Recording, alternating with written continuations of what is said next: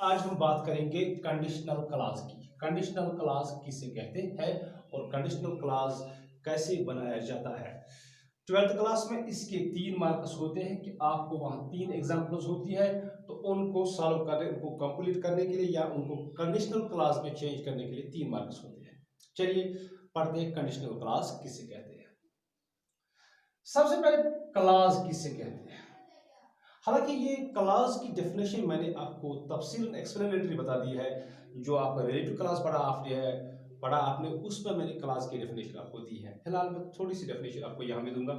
Clause is subject plus verb whenever there in a sentence, whenever there is subject plus verb, we call it a clause. Suppose I eat, it is a clause because it contains a subject, it contains verb eat. In a similar fashion, I play cricket, I play cricket, ये भी एक class है because it contains subject and it contains verb, that's called as class. अब ये class जो होता है ये दो किस्म का होता है। One is called as independent, another is called as dependent. ये दोनों क्लास जो मैंने यहाँ लिखे हैं ये इंडिपेंडेंट क्लास है, यानी इनको मानने की जरूरत नहीं है। अगर इन सेंटेंस के सामने मैं लिखूंगा इफ आई ईट, तो इसमें सब्जेक्ट भी है, वर्ब भी, क्लॉज तो है, लेकिन ये इनकम्प्लीट है। इसी तरह व्हेन आई प्ले क्रिकेट, जब मैं लिखूंगा इसके सामने व्हेन लिखा मैंने इसके सामने, तब ये जो क्लॉज है ये इनकम्प्लीट बन गया। ऐसे क्लॉज को हम डिपेंडेंट क्लॉज बनाते हैं, कहते हैं। ये आई ईट इंडिपेंडेंट क्लॉज है, I play cricket independent clause है। इफ आई ईट मैंने उसको बना दिया dependent clause, when I play cricket मैंने इसको बना दिया डिपेंडेंट क्लॉज, क्योंकि इन दोनों क्लॉजों से हमें मीनिंग पता नहीं चल, यानी मीनिंग जो है ये कंप्लीट नहीं हुआ है। तो ये हो गया क्लॉज जो है ये दो किस्म का होता है। क्लॉज क्या होता है? क्लॉज सब्जेक्ट प्लस प्रेडिकेट होता है या सब्जेक्ट प्लस वर्ब होता है। क्लॉज के दो किस्म होते हैं, एक होता है डिपेंडेंट क्लॉज, दूसरा होता है इंडिपेंडेंट क्लॉज। इंडिपेंडेंट क्लॉज वो होता है जिसको मीनिंग के लिए जरूरत नहीं है, जो कंप्लीट इन इटसेल्फ है। दूसरा होता है डिपेंडेंट क्लॉज जो कंप्लीट नहीं है, which need something, which needs a complement, जिसको कंप्लीट करने के लिए कुछ जरूरत होता है। तो ये जो क्लॉज होते हैं किसी भी इंग्लिश में जो क्लॉज होते हैं वो 3 किस्म के होते हैं। एक होता है नाउन क्लॉज, दूसरा होता है एडजेक्टिवल क्लॉज, तीसरा होता है एडवर्बल क्लॉज। जब एक क्लॉज किसी सेंटेंस में एज नाउन एक्ट करता हो तो ऐसे क्लॉज को हम नाउन क्लॉज कहते हैं। जब यही क्लॉज एक सेंटेंस में एज एडजेक्टिव एक्ट करता हो तो ऐसे क्लॉज को हम एडजेक्टिवल क्लॉज कहते हैं। और जब क्लॉज एज एडवर्बल एक्ट करता हो तो ऐसे क्लॉज को हम एडवर्बल क्लॉज कहते हैं। तो एडवर्बल क्लॉज अब कंडीशनल क्लॉज किसे कहते हैं? Conditional clause is a kind of adverbial clause, यानी ये इन तीनों में से है, ये एक एडवर्बल क्लॉज है। और एडवर्बल क्लॉज में कौन सा? ये डिपेंडेंट क्लॉज है, यानी इसको मीनिंग के लिए और की जरूरत है। विच एक्सप्रेसेस, ये वो डिपेंडेंट क्लॉज है, ये वो एडवर्बल क्लॉज डिपेंडेंट है या डिपेंडेंट एडवर्बल क्लॉज है जो क्या एक्सप्रेस करता है? कंडीशंस, जो वो शराइत, फैक्ट और काउंटर फैक्ट, जो रियल और अनरियल कंडीशन उसको एक्सप्रेस करता है। यानी शर्त, कुछ शर्तें हैं, अगर ये बातें होगी, ये बातें तब होंगी, ये चीज तब होगा जब ये होगा, ये चीज जब होगा तब वो नहीं होगा। यानी कुछ शराइत सामने रखा है कि शर्त यह है कि अगर यदि हम कहेंगे कोई काम जो होने वाला है, ये काम तब हो सकता है जब ये होगा, ये काम नहीं हो सकता जब तक नहीं ये होगा। यानी इसमें नेगेटिव कोऑर्डिनेटर भी होंगे, नेगेटिव सबऑर्डिनेट कंजंक्शंस भी इस्तेमाल होते हैं। ये काम तब होगा जब ये होगा, ये काम तब तक नहीं होगा जब तक नहीं ये होगा। यानी किसी भी चीज के कुछ पैरामीटर्स होते हैं, किसी भी काम के कुछ पैरामीटर्स होते हैं। यानी अगर कोई काम होता है उसको होने के लिए ये चीज होनी चाहिए, तो हम कहेंगे ये काम तब होगा जब ये चीज होगी, ये चीजें होंगी, ये काम तब होगा जब ये होगा, ये काम तब नहीं हो सकता, ये काम तब तक नहीं हो सकता जब तक वो ये होगा। तो ऐसे को कहते हैं शराइत, ऐसे को कहते हैं कंडीशंस। तो ये कंडीशंस ट्रू भी होंगे और ये कंडीशंस फॉल्स भी होंगे, ये कंडीशंस नेचुरल होंगे, ये कंडीशंस अननेचुरल होंगे, ये कंडीशंस साइंटिफिक होंगे, ये कंडीशंस अनसाइंटिफिक भी हो सकते हैं। चलिए मैं लिखूंगा, ये एक सेंटेंस मैंने यहां लिखा है, if you heat ice it melts. यहां जो इफ लगाने से पहले मैं लिखूंगा यू हीट आइस। तो यू हीट आइस जो है ये इंडिपेंडेंट क्लॉज है। लेकिन जो ही मैंने इसको इफ सामने लगाया है, इफ यू हीट आइस, अगर ये आप करोगे तब क्या होगा, इट मेल्ट्स, ये मेल्ट हो जाएगा। यानी ये बात, ये कंडीशन तब हो सकता है, ये स्टेटमेंट, ये एक्टिविटी तब होगी जब इसके लिए कुछ कंडीशन है। कंडीशन ये है जब आप उसको हीट दोगे। यानी ये तब तक नहीं होगा, आइस जब तब तक मेल्ट नहीं हो सकता है जब तक में इसको एक कंडीशन है। कौन सी कंडीशन, कंडीशन ऑफ हीट। इसी तरह दूसरा ये, लेकिन ये रियल है, ये ट्रू है। अब फॉल्स है, इमेजिनेशन है, इमेजिनेशन से बाहर। If I one the lottery, if I one the lottery I would buy a car. मैं कार तभी खरीद सकता हूं, मैंने तभी कार खरीदी होती जब मैंने लॉटरी जीती होती। ये कंडीशन तब होगा जब ये होगा, ये कंडीशन तब होता जब ये होता। इसी तरह और एक कंडीशन है, if you work hard you will pass. आप पास तभी होंगे, आप पास तभी होंगे जब ये कंडीशन होगा। यानी किसी भी काम के कुछ इंप्लीकेशंस होते हैं, कुछ कैरेक्टरिस्टिक्स होते हैं, कुछ चीजें जरूरत होती है उसमें, जब वो काम, उस काम की कुछ कंडीशन शराइत होती हैं कि वो शराइत जब फुलफिल हम करेंगे तब जाके वो काम होगा। हम ऐसा भी कह सकते हैं जैसे P is only possible when Q is possible, P is only possible when Q is possible। ठीक है, ये जो है ये इट विल मेल्ट जब ये पॉसिबिलिटी है। P holds true if Q holds true, P true तभी है जब Q ट्रू है। P is not true if Q is true, अगर P ट्रू है तो Q ट्रू नहीं है। Q is not true if P is true। तो ऐसे कंडीशंस को हम ऐसे को कहते हैं कंडीशनल।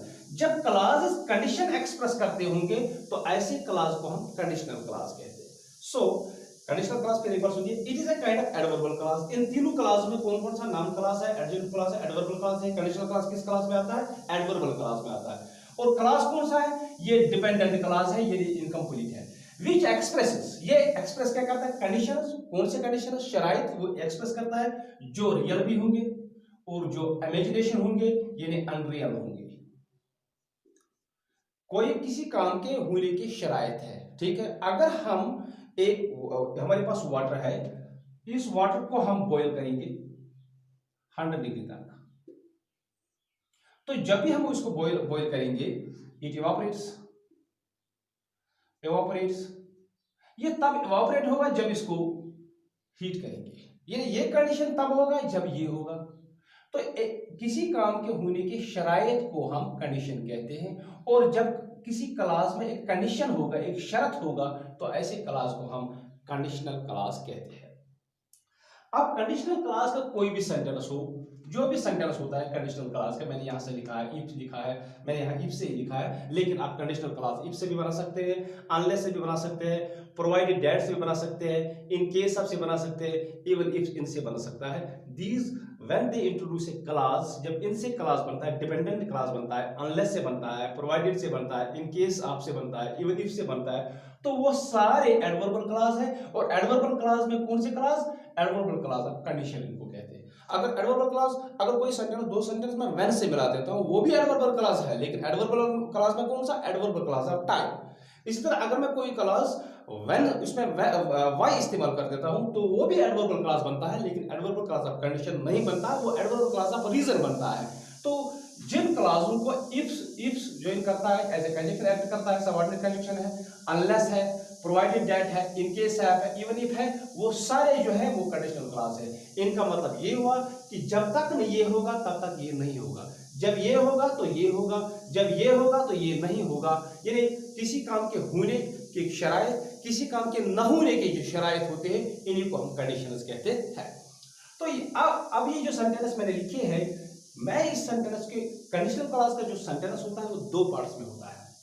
चलिए मैं रब कर देता हूं इन सेंटेंस को, फिर से एक बार ये लिखूंगा, if you work hard, if you work hard you shall pass,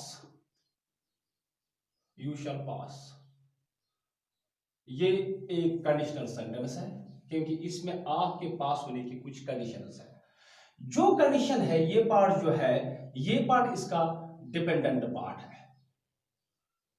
जो डिपेंडेंट पास है जिसमें कंडीशन रखा गया है, कंडीशनल क्लॉज में जिसमें कंडीशन रखा गया है, यानी this activity your passing is only possible, आपका जो पास होना वो पॉसिबल तब है जब आपके पास होने आपकी इस एक्टिविटी का एक शर्त है, ये एक्टिविटी तब होगी कि इसका एक शर्त है कि जब आप ये पार्ट जो इस सेंटेंस का है ये डिपेंडेंट पार्ट है, इस पार्ट को हम प्रोटेसिस कहते हैं। यानी कंडीशनल क्लॉज के दो पार्ट्स होते हैं, एक का पार्ट है प्रोटेसिस यानी जो डिपेंडेंट क्लॉज होता है इसमें डिपेंडेंट पार्ट होता है, जो कंडीशन होता है उसको हम प्रोटेसिस कहते हैं। उस कंडीशन को करने से या उस कंडीशन के न करने से जो कॉन्सिक्वेंस आती है हमारी, जो रिजल्ट आता है हमारा, ये कंडीशन इस वक्त करने से इस होने से ये काम होगा। कोई ऐसा काम है यहां अगर हो जाए वी शैल नॉट, अगर ये हुआ तो ये नहीं होगा। इसी तरह मैं कहूंगा ये कंडीशन अगर ये होगा तब जाके ये होगा, अगर ये होगा तो ये नहीं होगा। ठीक है, तो ऐसे सेंटेंस ये जो पार्ट है एक पार्ट है, इस पार्ट को हम प्रोटेसिस कहते हैं, और जो इसका रिजल्ट निकलेगा जो इसकी कॉन्सिक्वेंस है उसको हम एपोडेसिस कहते हैं। यहां ये एपोडेसिस है, यहां ये एपोडेसिस है, यानी हमारे पास जो क्लॉज होता है कंडीशनल क्लॉज होता है उसके दो पार्ट्स होते हैं, प्रोटेसिस होते हैं और एपोडेसिस होते हैं। तो चलिए ये हो गया कंडीशनल क्लॉज के दो पार्ट्स। लेकिन अब तीसरा पॉइंट ये है जब आपके कंडीशनल क्लॉज में इस तरह स्ट्रक्चर होगा कि पहले प्रोटेसिस आया उसके बाद एपोडेसिस आया, पहले प्रोटेसिस आया यहां तो यहां भी आया, उसके बाद एपोडेसिस आया, यहां प्रोटेसिस आया, यहां एपोडेसिस आया। जब ऐसा कंडीशन हो कंडीशनल का प्रोटेसिस प्लस एपोडेसिस, तो बीच में इस डिपेंडेंट क्लॉज का जो सेपरेट उस पार्ट से वो काम आता है। लेकिन ऐसा अगर मैं लिखूंगा वी शैल नॉट या वी शैल गो ऑन, यहां वी शैल नॉट में लिखा we shall not go on excursion, we shall not go on excursion if it rains,